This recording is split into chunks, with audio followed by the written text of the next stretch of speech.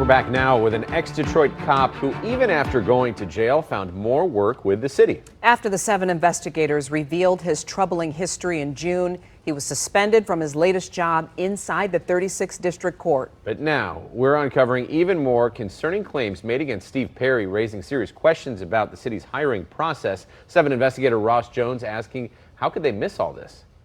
Clearly, this individual doesn't hold the character that is required to serve as a law enforcement officer. Repeated allegations of fraud didn't stop Steve Perry's rise within the same city he was accused of stealing from. Are you surprised that after all these allegations, including going to jail, he's not only found more jobs, but jobs in law enforcement? Yes. I mean, there's no other way. I am shocked. As we first reported in June, Perry has worked as a police officer, a fire inspector, and a court officer for the city of Detroit. And today, DPD's Internal Affairs Division is investigating claims that he committed payroll fraud while a fire lieutenant. Questions over nearly $140,000 in overtime paid to Perry that led him to recently resign.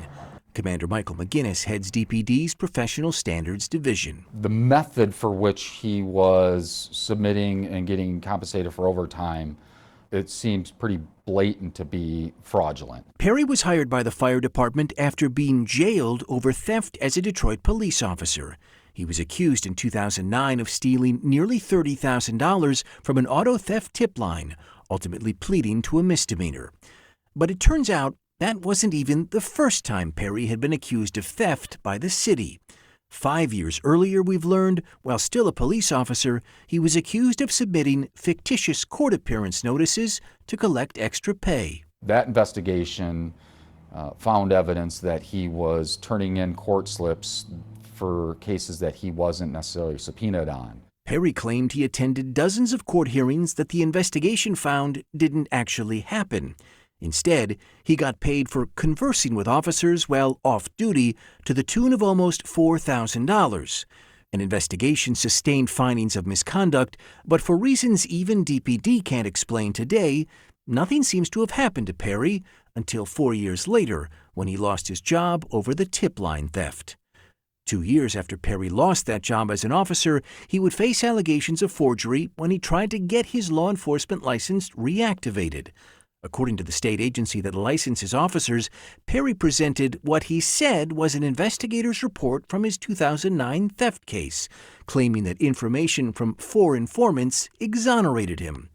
Problem is, when the state shared the investigation with DPD, they said it wasn't real. Perry would be accused of forging it and later admitted he generated the report on his own in his efforts to avoid the embarrassment of the real investigation. The state denied his application, deeming him ineligible to reapply and referring the case to the Attorney General, who ultimately didn't bring charges.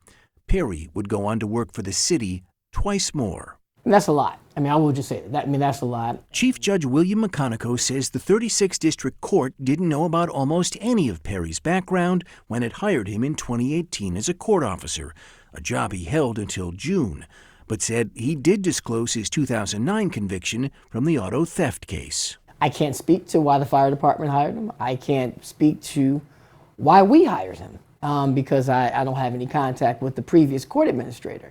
But he has received a lot of chances, and he's run out of chances here. A spokesman for Mayor Mike Duggan says Perry was hired by the fire department at a time when the city didn't have a do not rehire list for troubled former employees. They now have one. Perry has not been charged with any crimes related to the alleged overtime fraud, but DPD says they are close to submitting a warrant to Wayne County's prosecutor. Perry is still suspended from the 36th District Court and did not respond to our requests for comment. I'm Ross Jones, 7 News Detroit. Okay, Ross, thanks.